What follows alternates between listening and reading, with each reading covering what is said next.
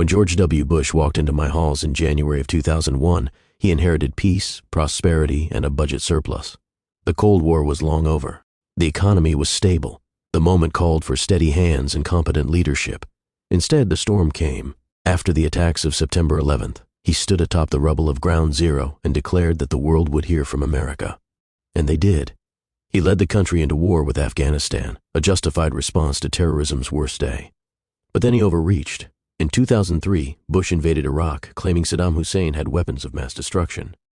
There were none.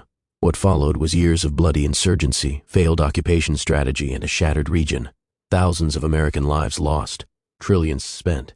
At home, things didn't fare better. He expanded government with Medicare Part D, created the Department of Homeland Security, and pushed through massive tax cuts without reining in spending.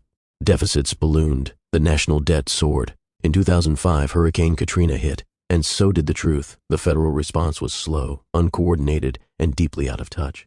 Entire cities were drowning while Washington fumbled. But nothing compared to 2008. The housing bubble burst. Credit markets froze. Banks collapsed. Wall Street spiraled. The worst financial crisis since the Great Depression unfolded in real time, and it happened under his watch. Bush approved a massive bank bailout to avoid total collapse, but the damage was done.